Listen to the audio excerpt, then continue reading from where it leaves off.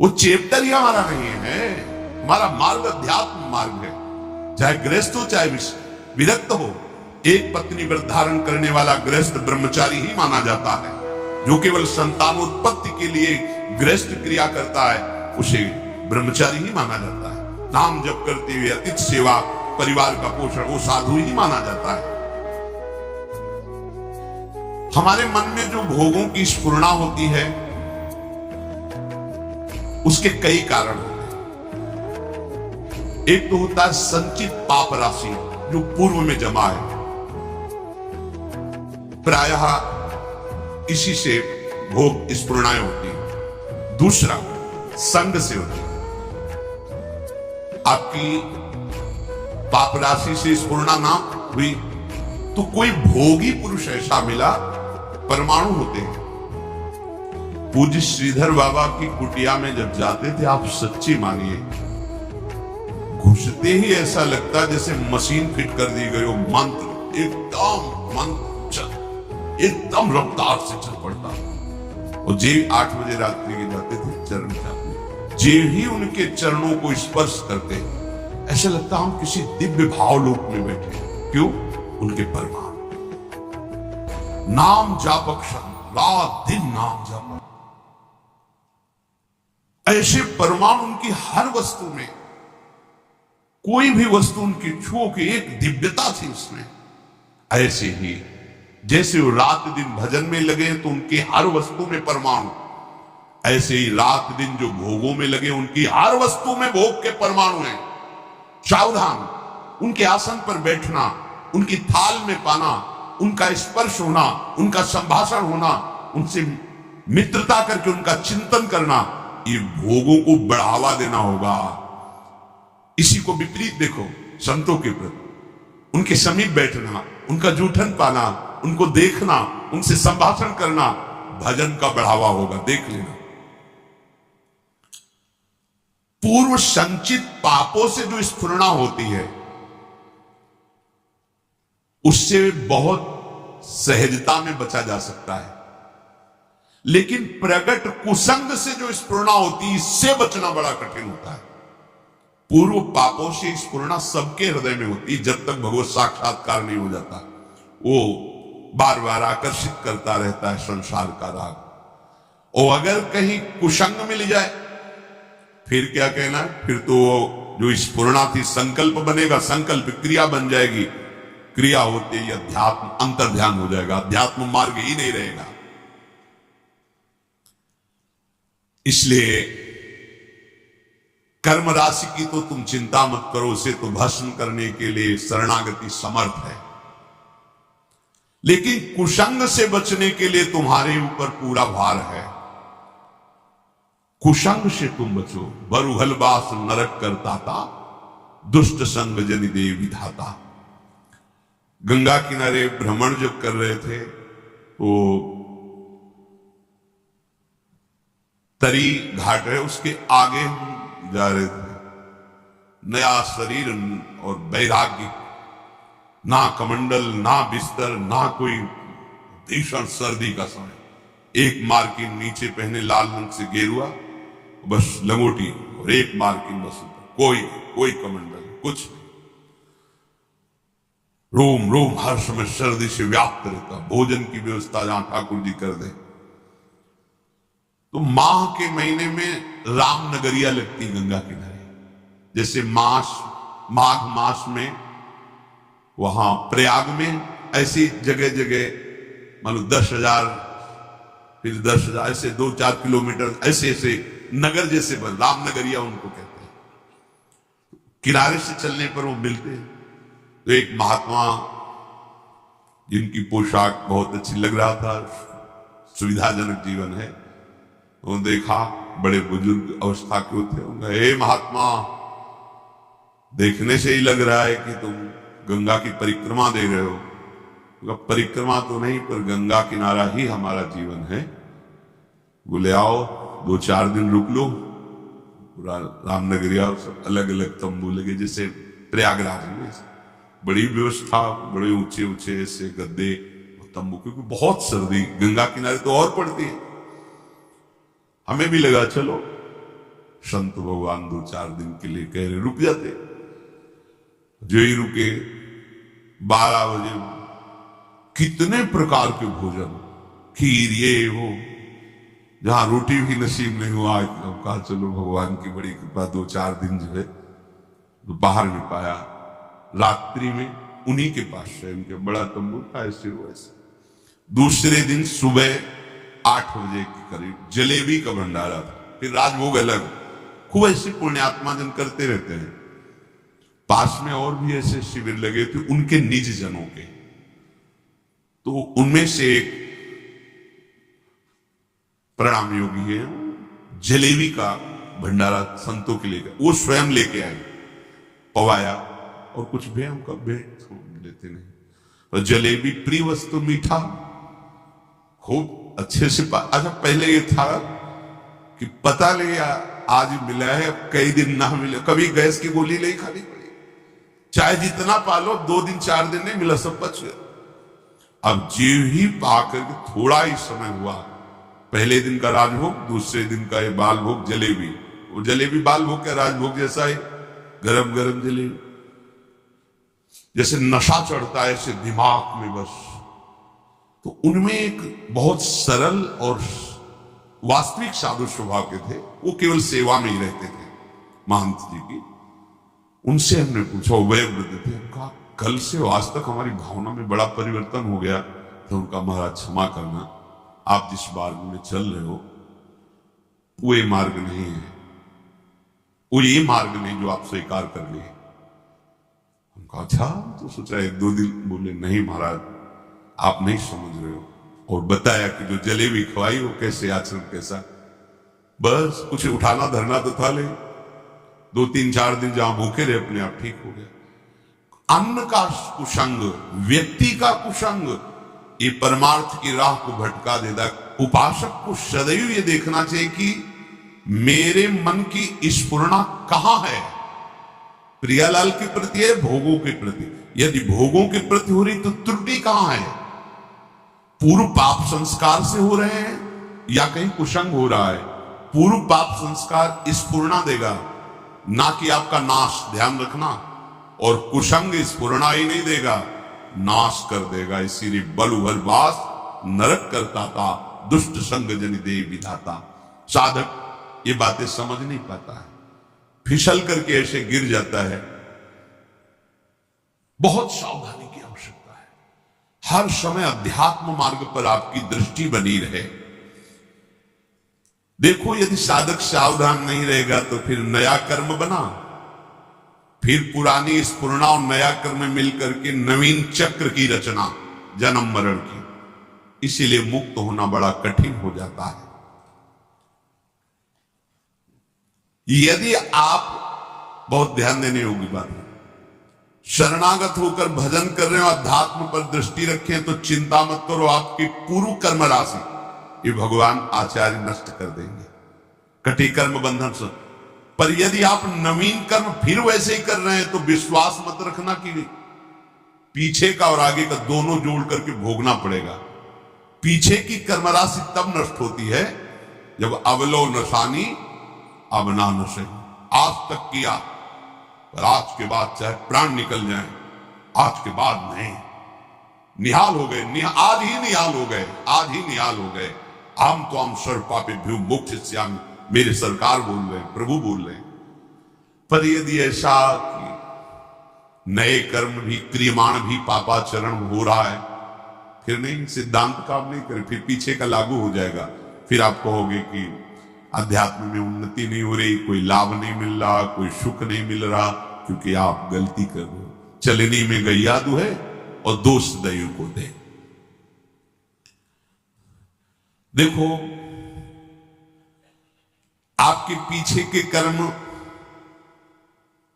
प्याज जैसे बदबू वाले हैं, जमा है गोदाम में। ऊपर से यदि केसर और कपूर लाद दिया जाए तो केसर और कपूर की गंध प्याज को नष्ट करके अपना प्रभाव दिखा देगी। नाम जब कीर्तन कथा वार्ता यह है केसर कपूर, लाद दो अपने पूर्व पाप के ऊपर भगवान नाम का वजन, सब दब जाएगी, उसकी दुष्प्रवृत्तियां नष्ट हो जाएगी। अगर कहीं वायु का झोंका चले और कपूर खुला रह जाए तो उड़ जाएगा, फिर प्याजे की गंध रह जाएगी। माया का झोंका चला और आप अपने यश कीर्ति में, अपनी बड़ाई सम्मान प्रतिष्ठा में, भजन में कमी, मान सम्मान प्रतिष्ठा में बह गए तो उड़ गया कपूर। अब बचा प्याज है, उसकी दुर्गंध शुरू हो जाएगी। कितना महापुरुषों ने सूक्ष्मता से अनुभव किया है। इसलिए ध्यान रहे कि इस माया की वायु का प्रवेश आपके हृदय में ना होने पर नहीं दुर्गंध ही रह जाएगी, केसर कपूर की गंध नहीं रह जाएगी। ये माया के प्रवाह का, तूफान का क्या भाव समझें? सबसे ज्यादा अहंकार, इसी में सारे दोष आते हैं। मैं तपस्वी हूं, मैं साधक हूं, मैं ज्ञानी हूं, मैं ध्यानी हूं, मैं बड़ा भगत हूं। इस तरह की अगर अध्यात्म मार्ग में कहीं भी कोई भी वृत्ति है तो वो आपकी दुर्वासना जो दबी हुई है उसको उठा लेगी। मैं बहुत नीच अदा हूं, अगर ये कुछ साधन बन रहा है तो श्री जी की कृपा से बन रहा है, गुरु जी की कृपा से बन रहा है दुर्गंध वाली बातें, पर ऊपर कपूर और केसर है। उसकी दुर्गंध आपके हृदय को परास्त नहीं कर पाएगी। उपासक धीरे धीरे अपने बुरे स्वभाव को, बुरे कर्मों को सद्भाव से, अच्छे स्वभाव से दबा देता है। नष्ट नहीं हुआ, नष्ट होता है भगवत साक्षात्कार पर। जब तक प्रभु से आंखें ना मिले तब तक विश्वास न करना कि काम हो गया। यही डर हरिवंश हित जिनो भ्रमय गुण सलिल पर, जिहि नामन मंगल लोक त्यों शिव हरिपद भज न विलंब कर। आगे चल करके प्रभु ऐसी ज्ञानाग्नि पैदा कर देंगे कि फिर वो दुर्गंध वाली चीजें ही नहीं रह जाएंगी। इसलिए जितना जीवन है एक बार हम अपने प्रभु को समर्पित करके केवल भजन में लगाएं। जो भी हम कार्य करें अपने प्रभु को समर्पित करते रहे। भगवान जो बार बार कह रहे ना मेरे को समर्पित करो, भगवान को कुछ चाहिए नहीं। जैसे भगवान कहते हैं यद करोषि, जो तुम करते हो, यदस्नास, जो तुम खाते हो, तुम मेरे को समर्पित करो। ये दुलार है। जब हम किसी वस्तु को प्रभु को समर्पित कर देते हैं तो हर वस्तु में बांधने की सामर्थ्य है माया की। कोई भी सड़ी से सड़ी वस्तु में एक माया शक्ति है जो हमें आसक्ति से बांधती है, आसक्ति से। प्रभु कहते हैं मेरे को समर्पित कर दो। जैसे कर्म समर्पित कर दिया, अब कर्म बंधन नहीं रहेगा। भोग समर्पित कर दिया, अब वो प्रसाद हो। प्रभु तुम्हारे भले के लिए कह रहे हैं कि जो प्रभु को समर्पित कर दिया जाता है वो निर्विकार हो जाता है। बात समझो। ये भगवान तो कहते हैं कि सब तुम मेरे लिए, अगर नहीं समर्पित करोगे तो दुर्गति को प्राप्त होगे। भगवान तो नाराज होकर बोल रहे हैं। नाराज नहीं, उस वस्तु का प्रभाव है। कोई भी कर्म, कोई भी यहां की वस्तु सब बांधने वाली है। समझो पहले, सब बांधते, कोई भी व्यक्ति सब बांधता है।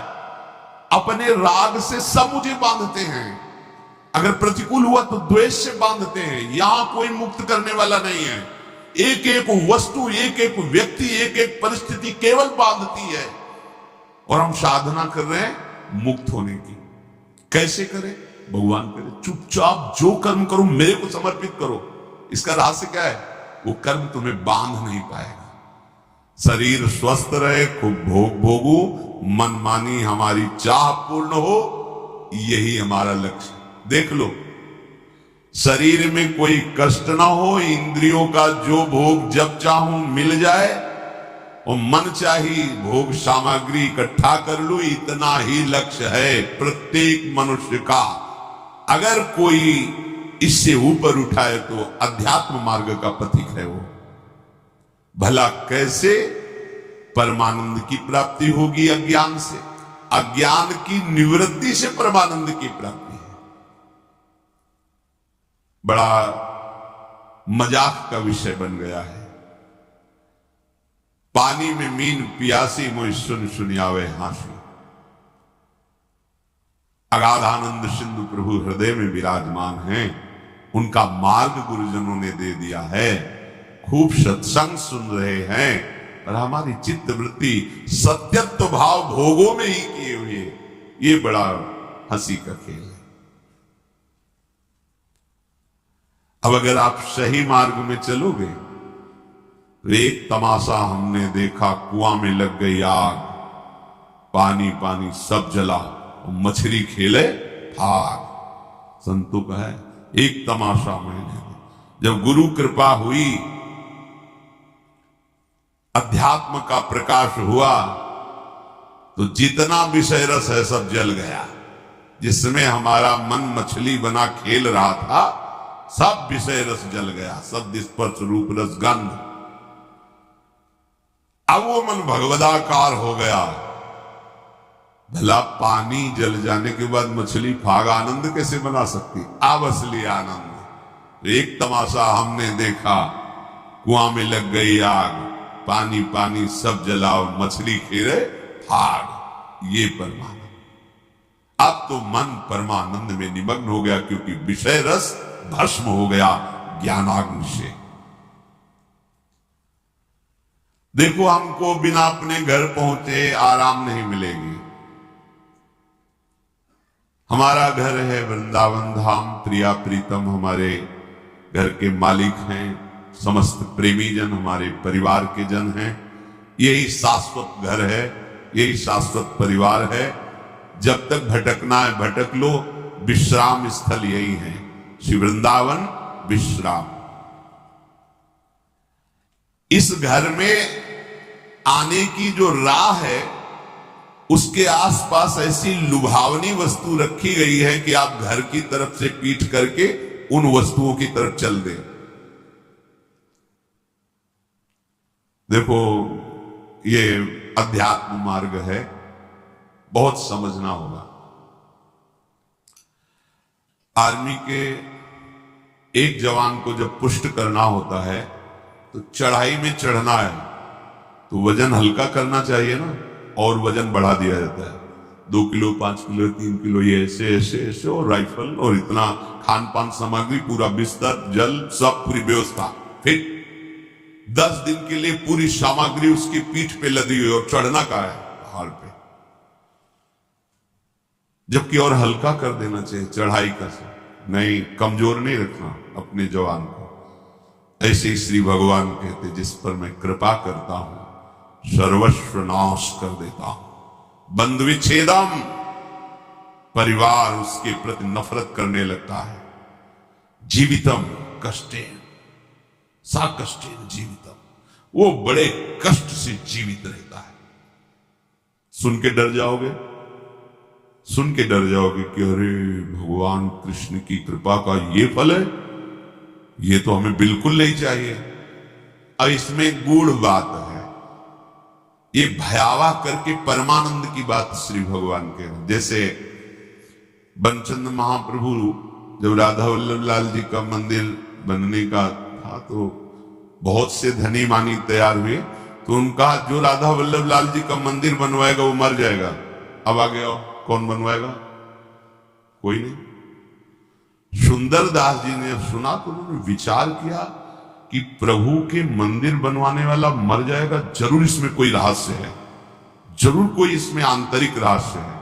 वो आगे आए और बनचंद महाप्रभु के चरण पकड़े और कहा, प्रभु ये सेवा मुझे दीजिए। बोले, पता है तुम्हें, जो मंदिर बनवाएगा वो मर जाएगा। बोले, प्रभु तैयार हो, वैसे ही मरना है, प्रभु के लिए मरना है, तैयार, ठीक, करो सेवा। पर प्रभु एक इच्छा है, एक बार मंदिर बन जाए और 1 साल राधा वल्लभ जी के पूरे उत्सव देख लूं, फिर मर जाऊं तो। मुस्कुरा दिए, बोले ठीक है, ऐसा ठीक। मंदिर बना, 1 साल उत्सव हुई, और श्री जी के सामने बनी वृषभानु नंदनी आज, भूषण वसन विविध पहिरेतन, पिय मोहनित साज। ये समाज में पद हो रहा है और आप निकुंज पधार रहे। शब्द क्या था? मर जाओगे। आंतरिक फल क्या था? जो मंदिर बनवाएगा सीधे निकुंज जाएगा, तो लाखों के नंबर लग जाते। बात वही है, लाखों तैयार हो जाते, केवल मंदिर बनवाने से निकुंज की प्राप्ति। प्रभु मेरा धन, मेरा धन, लेकिन मर जाओगे पीछे। समझ रहे हो ना, महान वस्तु को भयावह में छुपाया गया है। भगवान कह रहे हैं जो मेरा अनन्य भक्त होता है और मैं जिस पर कृपा करता हूं उसका सर्वनाश कर देता हूं। सुन के ही भय लगता है। दूसरी बंधु विच्छेदम, परिवार का कोई प्यार नहीं कर सकता उसे, ये मैं रचना रचूंगा। सा कष्टेन जीवितम, कष्ट पूर्वक जीवन जिएगा, मरेगा भी नहीं, कष्ट पूर्वक जिएगा। अब लगता है कि प्रभु ऐसी कृपा आप मत करो, ऐसी कृपा। अब इसका आंतरिक भाव, जितने अमंगल, जितनी कामनाएं जो हमें आज तक संसार में दंड देती रही, हम तो हम सर्व पापी सर्वनाश कर देता हूं। किसका? हम तो हम सर्व पापी मोक्षयिष्यामि मां शुचा, सर्वनाश कर देता हूं उनका जो मेरे शरणागत को स्वप्न में भी दुख देने की बात सोचे, चाहे वो कर्म हो या कोई भी हो। अगर ऐसे तो हृदय उत्साहित होता है ना, जब कह रहे उसका सर्वनाश कर देता हूं तो घबरा जाते ना कि बंधु विच्छेदम, क्या भाई माता पिता परिवार उसका मैं बन जाता हूं, मैं उसका भाई बन जाता हूं, मैं उसका दोस्त बन जाता हूं, मैं उसकी मां बन जाता, सारे संबंधों का पोषण मैं करता हूं स्वयं। सा कष्टेन जीवितम, वो मेरे प्रेम में व्याकुल होकर अपनी श्वासें पूर्ण करता है। ऐसा नहीं कि असाध्य रोग हो गया तो वो कष्ट से जीवित नहीं। यह हम अंतर की बात जो प्रभु ने समझाया वो तुम्हें बता रहे, नहीं वो तो बिल्कुल ऐसे बोल दिए जिससे सब भयभीत हो जाए। बहुत कीमती वस्तु को भयावह जगह रखी जाती है। देवलोक में अमृत रखा हुआ है, वहां 2 सर्प ऐसे हैं, अपलक दृष्टि से रहते हैं। उनकी दृष्टि में जो आएगा तत्काल भस्म हो जाएगा, चाहे देवता हो या कोई हो, उनकी दृष्टि नहीं पड़नी चाहिए, क्योंकि अमृत है। कोई भी कीमती वस्तु बहुत सुरक्षित रखी जाती है, तो भगवत प्राप्ति बहुत सुरक्षित रखी गई है। हमारा घर धाम है, नित्य धाम। तो कह रहे यहां तक आने के लिए इतनी सुहावनी वस्तुएं, इतने सुहावने भोग, इतनी सुहावनी वाटिकाएं रची गई है मार्ग में कि आपको लगेगा जाना तो है ही है, थोड़ा देर विश्राम कर, बस जहां तुमने वहां रमण करने की सोची तो मार्ग गायब। जिस मार्ग में चल रहे थे घर पहुंचना है, वो मार्ग ही गायब। ये दिव्य मार्ग है परमार्थ, वहीं वो रम जाता है और राह अंतर जा। अब राहें नहीं रह गई, मार्ग ही नहीं रह गया। ये अंतर की बात कहते हैं। ये वो मार्ग नहीं कि थोड़ी देर आराम कर लेंगे, भोग भोग लेंगे, फिर चल लेंगे। भोग में गए तो मार्ग ही गायब, मार्ग ही अंतर ध्यान हो जाए। कहां चल रहे थे, कैसे चल रहे थे, बुद्धि काम नहीं, मार्ग ही गायब। मोक्ष मूलम गुरु कृपा, वो गुरु कृपा से मार्ग प्रकाशित होता है, प्रकट होता है।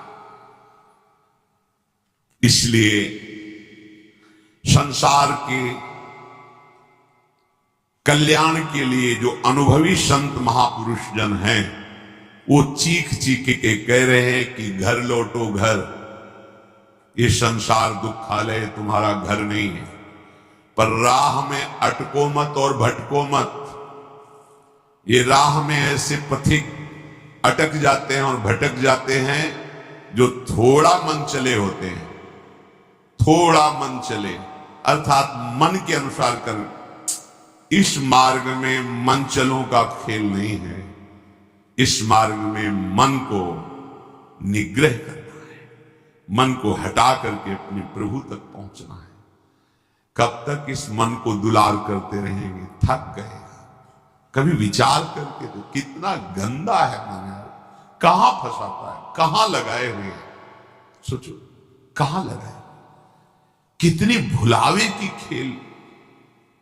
ऐसे अभक्ष पदार्थ खवाता है, ऐसे अपेय पदार्थ पिलाता है, ऐसे अकृत्य कृत्य कराता है जिसे घृणा हो जाए। पर ये माया ऐसा आसक्त कि उसी में वो जीना, उसी में सुख, उसी में वो आनंद का अनुभव करना चाहता है। अनित्यम सुखम लोकमिमं प्राप्य भजस्व माम, ये अनित्य है, अशुक है संसार, प्रभु का भजन करके प्रभु को प्राप्त हो। स्वयं कह रहे हैं इस अनित्य में मत फंसो, ये तुम्हें स्वतंत्रता दी गई। तुम प्रारब्ध के अधीन नहीं हो, कोई पशु नहीं हो, मनुष्य हो। प्रारब्ध शुभ अशुभ कर्मों के जो संचित हैं उनमें से कुछ परिणाम निकालकर इस शरीर को दिया गया है। आप जो चाहो कर सकते हो, घोर पाप कर सकते हो और बहुत दिव्य भजन करके भगवान को प्राप्त कर, ये स्वतंत्रता है आपकी, बिल्कुल स्वतंत्र हो। आप मनमानी आचरण कर सकते हो और आप शास्त्र के अनुसार चल सकते हो। आप गुरु की वचन के अनुसार चलकर परमात्मा प्राप्ति कर सकते हो, मन के अनुसार चलकर दुर्गति को प्राप्त हो सकते हो। पूरी स्वतंत्रता है मनुष्य जन्म में।